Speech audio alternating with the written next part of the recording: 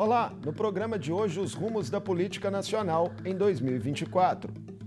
O saldo do novo mandato do presidente Lula até aqui, as pautas econômicas já aprovadas e outras ainda pendentes, as percepções do governo em uma sociedade polarizada, os desafios que permanecem na relação com o Congresso, os embates com a oposição e seus possíveis reflexos nas eleições municipais. Eu converso com o cientista político Creomar de Souza, CEO da Dharma Politics. Creomar, muito bem-vindo ao Mundo Político, um prazer recebê-lo. Marco, é um prazer participar desse programa, dessa conversa contigo, e uma alegria poder conversar com uma audiência tão qualificada e realçando também um trabalho importante feito pela Assembleia Legislativa de Minas Gerais, promovendo esse tipo de diálogo qualificado. Nós que agradecemos sua participação. Creomar, o ano legislativo de 2024 em Brasília começa com atritos no horizonte, entre o governo Lula e o parlamento. Entre os focos de tensão, a medida provisória no fim do ano passado que estabeleceu a reoneração da folha para 17 setores da economia e os vetos do presidente ao aumento das emendas de comissões, que atingem aí 5,6 bilhões no orçamento. O Executivo corre risco, a seu ver, Creomar, de ser derrotado nessas matérias? Marco, creio que a gente começa esse diálogo com dois temas muito pertinentes, né? Que trazem um elemento interessante que não se esgota por si mesmo. O que que tanto a medida que tenta reonerar a folha de pagamentos, quanto a questão do veto às emendas de comissão no orçamento federal querem dizer, querem retratar? Um elemento característico de pelo menos a última década da relação entre o executivo e o legislativo no Brasil, que é um crescimento da capacidade do legislativo de entender o jogo político em âmbito federal, de estabelecer posse sobre determinadas fatias do orçamento federal e, de outro lado, uma incapacidade crescente do executivo de estabelecer contramedidas ou espécie de embarreiramentos. Nós vimos isso de maneira muito robusta no governo anterior, e nesse primeiro ano, agora findado, do governo Lula, uma espécie de tentativa do executivo de refrear essa tendência que se manifestou em dois movimentos. O primeiro deles, como você muito bem citou, tendo sido aprovado pelo Congresso Nacional, uma extensão da desoneração da folha de pagamentos, e o segundo, numa tentativa de ter mais recursos em mãos do governo federal em um ano que é muitíssimo estratégico, sobretudo porque a gente tem as eleições municipais. Mesmo se o veto do presidente for mantido, Creomar, as emendas parlamentares já vão ficar aí em 47,5 bilhões de reais em 2024. É o maior volume desde que elas foram criadas. Você já falou um pouco a respeito disso na sua primeira resposta, mas o quanto que isso traz de mais desafio ainda à governabilidade? Marco, eu creio que a gente está no meio de um processo de transição. O que é que eu estou querendo dizer aqui? Essa Constituição que foi construída em 1988, né, e que trouxe como uma das suas prerrogativas um regime presidencialista, de fato ela tem alguns desenhos que colocam a gente no meio do caminho. Significa dizer o quê? Uma enorme capacidade do legislativo de deliberar, impor agendas, derrubar vetos presidenciais, e isso não é ruim. O elemento característico que a audiência tem que ficar de olho e entender por que isso está acontecendo agora é que o legislativo, em algum sentido, foi passando por uma curva de aprendizado. Então, se nós fizermos um exercício de memória ou uma busca em buscadores de internet, nós vamos ver que durante os anos 90 e a primeira década dos anos 2000, por exemplo, esse tipo de embate quase não acontecia, né? Agora, principalmente do início da crise política que a gente viveu em 2013 para cá, nós tivemos um crescimento dessas prerrogativas parlamentares. Então, o cenário que você coloca hoje, para a gente não alongar demais, Marco, porque tem muita coisa interessante para conversar, é um cenário em que o legislativo vai crescendo, entendendo as suas prerrogativas e as suas necessidades de fazer política, vai ganhando corpo, e isso vai se tornando um movimento suprapartidário em determinado sentido, e o executivo está correndo para tentar estabelecer uma espécie de barreira, algum tipo de contenção, para que os recursos não saiam todos do seu controle. Você acredita que Lula corre risco mesmo de perder essa queda de braço nesse ponto específico das emendas? Marco, eu te diria que o horizonte para o presidente da República é bastante difícil. É óbvio que a gente está tratando aqui de um ator político com muita capacidade de operação e de entendimento da coisa. Mas é importante a gente realçar, ou melhor, destacar, uma característica muito interessante desse processo que envolve, sobretudo, o presidente da Câmara dos Deputados como um protagonista, né? O deputado por Alagoas, Arthur Lira. Desde o início do governo Lula, Lira sempre se ressentiu de dialogar ou de estabelecer negociações com intermediários, né? Sobretudo o chefe da Casa Civil, Rui Costa, o ministro de Relações Institucionais, o Padilha, né? A Lira sempre quis fazer negociação direta, dizer, eu sou o presidente da Câmara, eu quero conversar diretamente com o presidente da República. A única exceção a esses casos foi o ministro da Fazenda. Muito mais por mérito de Haddad em compreender a necessidade de estabelecer um diálogo constante e respeitoso com o presidente da Câmara, do que basicamente por uma vontade de Lira de sentar com o ministro especificamente. Esse tipo de arranjo, então, quando a gente pensa nos cenários futuros, Marco, traz aí para o presidente da República um desafio que talvez seja o maior desafio em termos de relações interinstitucionais desde que ele foi presidente pela primeira vez. É dizer, em seu terceiro mandato, Lula é mais desafiado pelo legislativo do que nos dois anteriores. E por quê? Basicamente porque o legislativo passou por uma grande curva de aprendizagem. O país mudou demais nos 20 anos que separam a primeira posse da terceira e há interesses novos na mesa. É outro modelo de presidencialismo de coalizão, né? É outro modelo de presidencialismo de coalizão, Marco. E aproveitando o fato de que você trouxe essa terminologia que foi tão útil e é tão útil para explicar a realidade, né, produzida pelo meu querido amigo Sérgio Abranches, nós podemos dizer que é um presidencialismo de coalizão em transformação. E a gente não sabe se ao final da linha ele vai continuar sendo presidencialismo ou se a gente vai brigar para algum outro tipo de modelo, que seja semi-parlamentar ou até mesmo uma transformação disso para uma situação em que o parlamento assuma cada vez mais prerrogativas e o país mude a forma como ele faz e constrói política. Você tocou, Creomar, né, no papel que o ministro da Fazenda, Fernando Haddad, desempenhou como articulador político. E é fato que, apesar da relação turbulenta e de derrotas pontuais no Congresso em 2023, a pauta econômica do governo andou, né? PEC da transição, novo arcabouço fiscal, primeira etapa da reforma tributária. Com tudo isso, na sua impressão, o saldo para o governo é positivo até aqui, dessa relação com o Congresso? Marco, meu caro, eu creio que o saldo é positivo, sobretudo quando a gente faz um exercício simples de aritmética. Vamos pegar a Câmara dos Deputados como estudo de caso base, tá? De maneira muito rápida. O governo não tem mais do que 130 votos seus na Câmara dos Deputados. E aí isso quer dizer que esse governo que tem 130 com muita boa vontade, 130 votos, em um universo de 513 deputados, consegue aprovar ao menos três agendas econômicas que são muito importantes em um primeiro ano que é difícil, e eu não estou trazendo aqui em consideração a PEC de transição, que aliviou muito a vida do governo nesse primeiro ano de administração.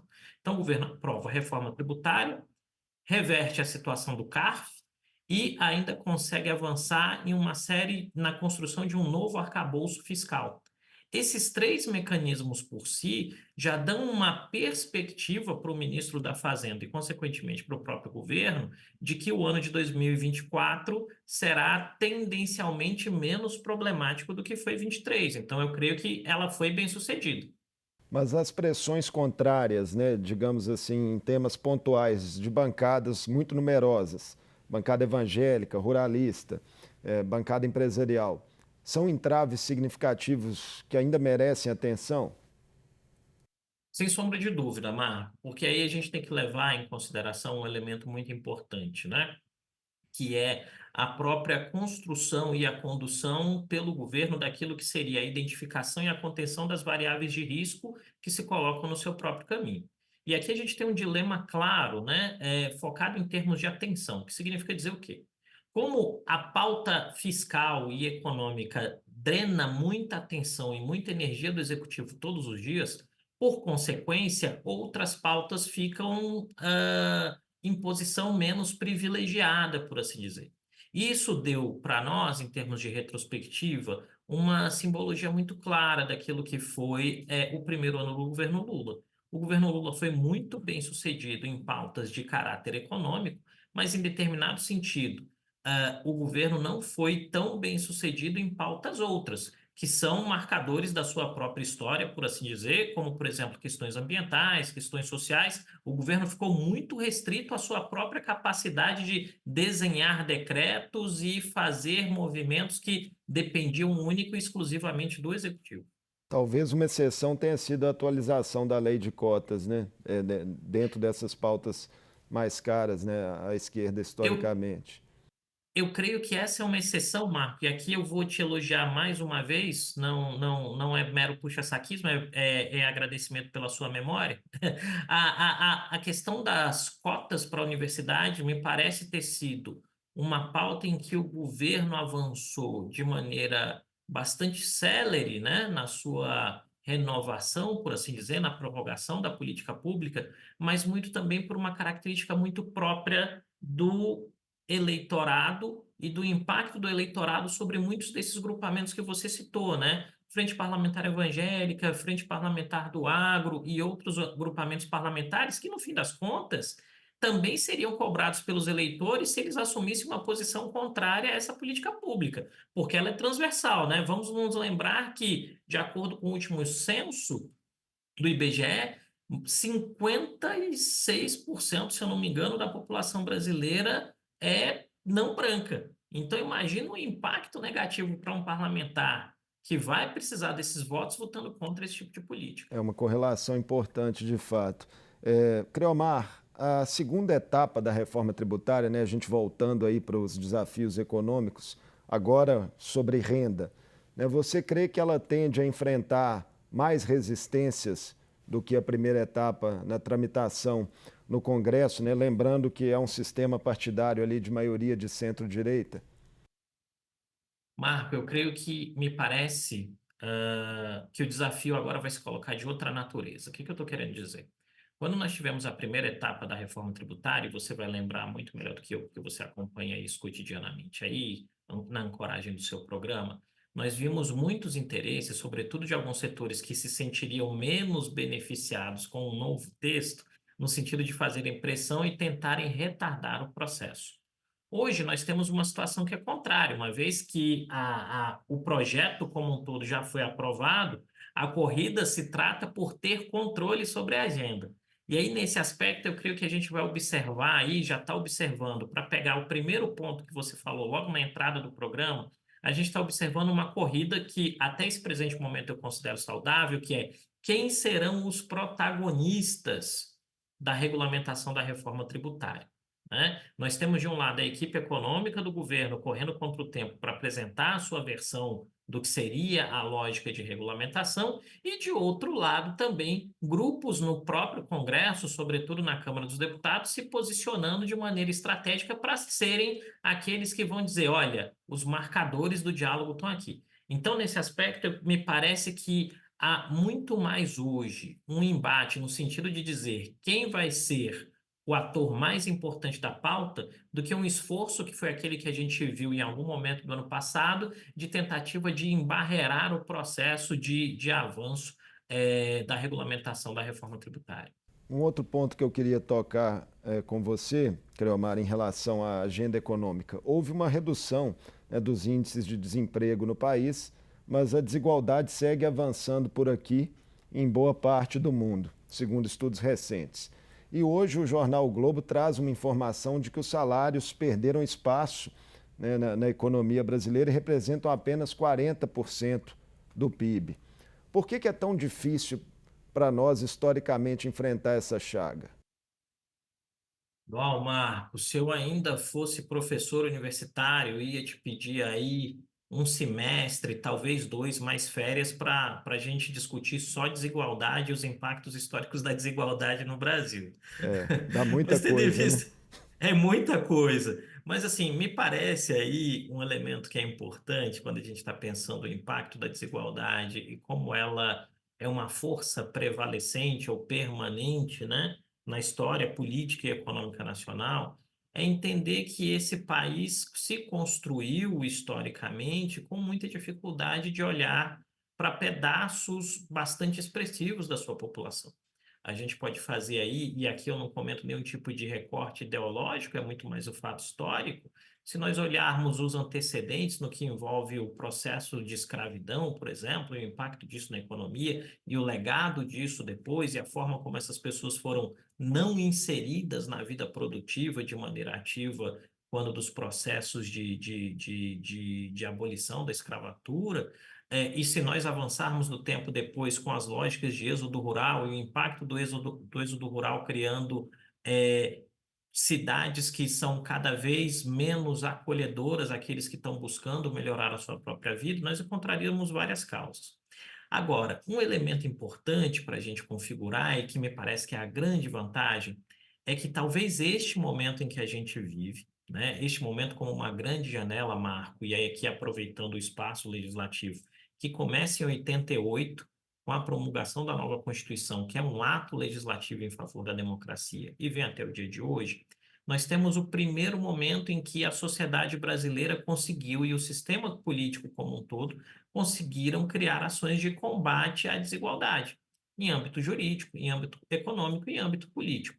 Agora, isso é sempre muito mais lento, né? Porque é uma construção de longo curso. Se nós olharmos, por exemplo, o impacto positivo de políticas como o Bolsa Família, por exemplo, é muito novo. A gente está presenciando a primeira geração de beneficiários do Bolsa Família. Se nós formos olhar as cotas, a mesma coisa. Se nós formos olhar a vacinação, e vacinação é um tópico importante quando a gente está falando de combate à desigualdade, porque se as pessoas não estão doentes, elas têm mais chances de competir dentro de uma mesma equivalência. Programa de alimentação escolar e por aí vai. Eu creio que esses elementos são importantes. Agora, um elemento fundamental, uma externalidade aí posta.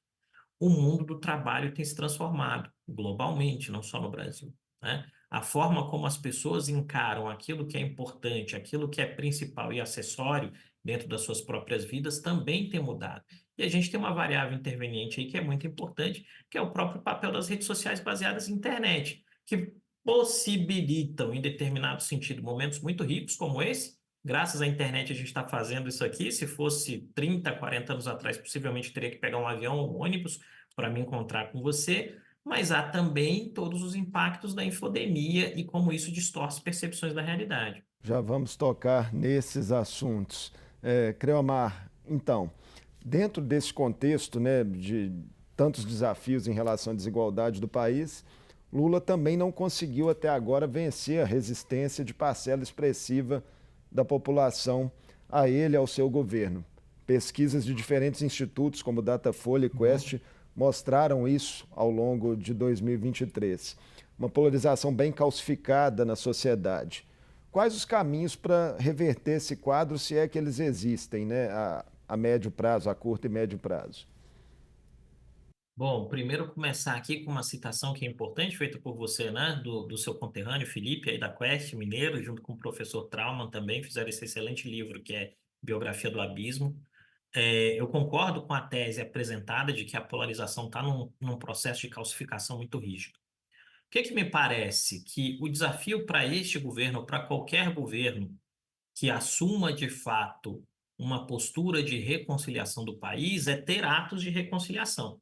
E entenda, atos de reconciliação não significam anistia, por exemplo. Atos de reconciliação significa o diálogo cotidiano com indivíduos que não têm a política como seu principal elemento de vida, mas estão vivendo a sua vida diariamente, dizendo: olha, isto aqui é importante para você e nós estamos conseguindo fazer. Eu creio que esse talvez seja o elemento. Aonde isso esbarra na atual conjuntura política nacional, dentro daquilo que a gente tem metrificado aqui dentro da DARPA? Esbarra no fato que a ideia de polarizar, a ideia de rivalizar, a ideia de não se negar ao embate político, ao confronto político, que algumas vezes beira o confronto físico, infelizmente, garante muito voto, né? Porque ela atrai atenções. Isso quer dizer, um posicionamento mais polêmico, um posicionamento mais pegado, uma lógica mais radicalizada em tempos de uma democracia feita dentro das redes sociais, gera atenção e traz o benefício para aquele ator político que está dando uma resposta simples, que na maioria das vezes é equivocada, mas muito direta ao eleitor, ele conquista corações e mentes de um eleitor que se vê muito assustado diante da realidade. Uma realidade que muda o tempo todo, onde os marcadores mudam o tempo todo, onde elementos que funcionavam no dia de ontem não funcionam no dia de hoje. Então, imagina o seguinte: o brasileiro médio, em qualquer região do país, em qualquer rincão desse país hoje, ele é bombardeado diariamente por coisas que mudam muito. É da ideia de que você ia, 3 anos atrás, em uma mercearia, pagar com o seu cartão de débito ou de crédito, e hoje já tem o Pix, né? Para quem é jovem, é uma mudança muito natural. Para quem já teve que se acostumar à saída do dinheiro para entrar no cartão, hoje o Pix parece um negócio totalmente surreal, né? Se você for falar dos aplicativos de mobilidade, idem. Então, assim, nós vivemos um mundo, e nesse desafio o Brasil não está sozinho, né? Nós vivemos um mundo em que o nível de mudança é tão acelerado e você cria uma espiral para cima de mudança tão rápida que a maioria das pessoas não se sente sendo parte desse processo.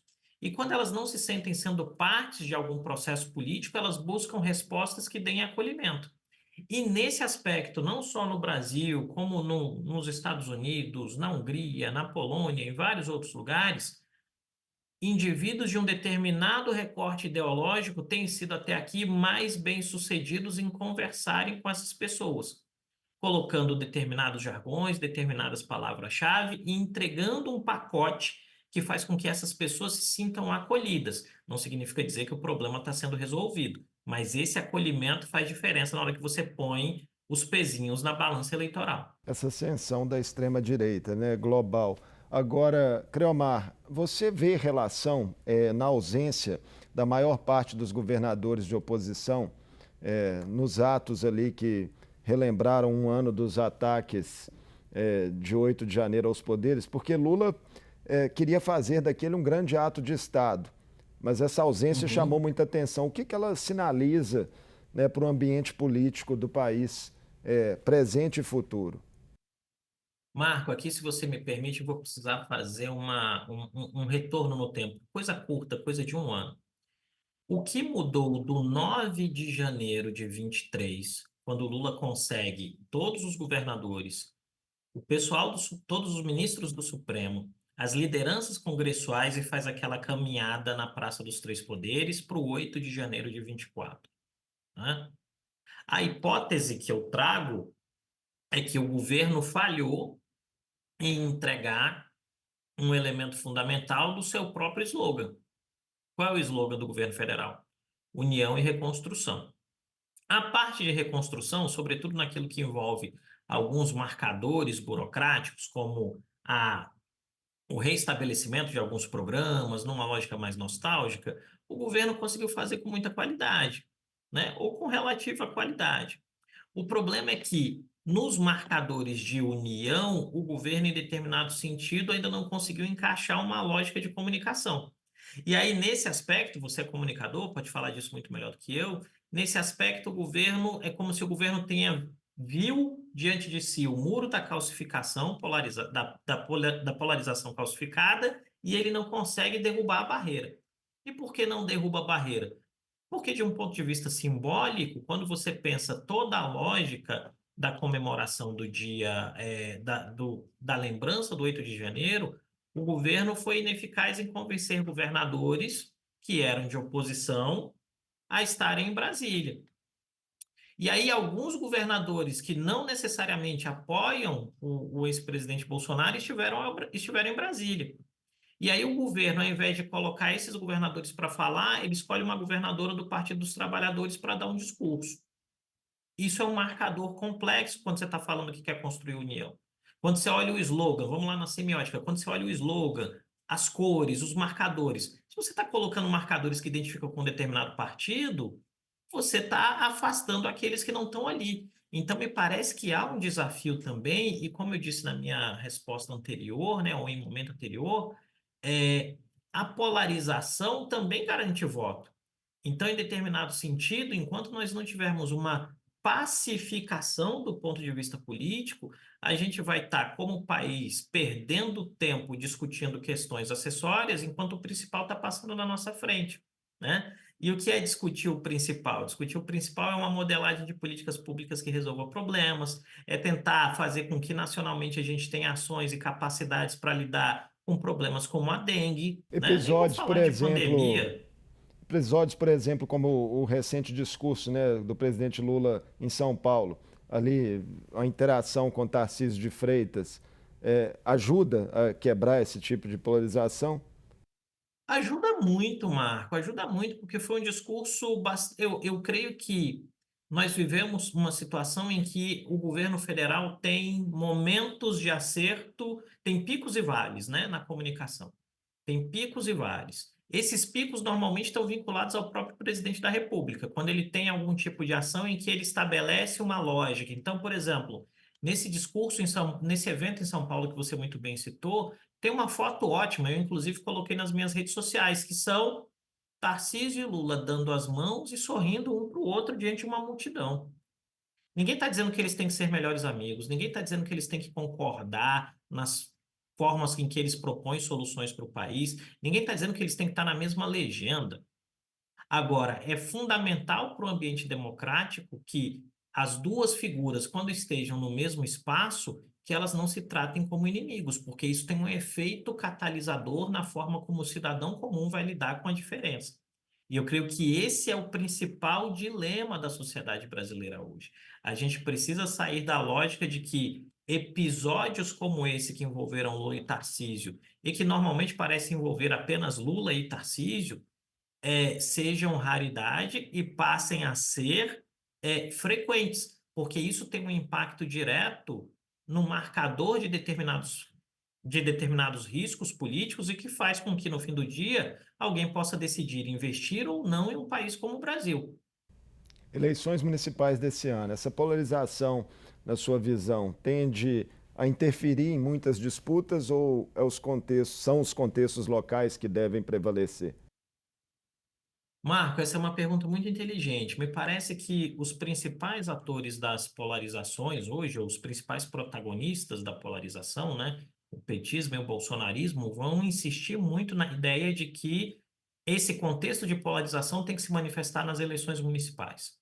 Agora, o que a gente tem aí em termos de métrica e algumas pesquisas muito bem feitas, dissertações de mestrado, como do Yuri Pita, trabalhos de doutorado de outras pessoas, é que em eleição municipal, zeladoria ou a perspectiva de melhoria de zeladoria tem um peso muito alto, né?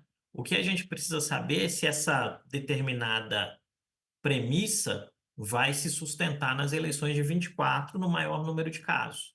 E esse é sempre um elemento interessante quando a gente está falando de eleição, né? Porque os humores eleitorais servem para colocar os políticos no poder, mas servem também para quebrar determinados padrões consagrados historicamente para a gente que está analisando política, fazendo análise de risco político e estratificando esses dados cotidianamente. Vamos todos ficar de olho. Creomar, muito obrigado por essa conversa conosco aqui no Mundo Político. Esperamos ter outras oportunidades de contar com sua participação.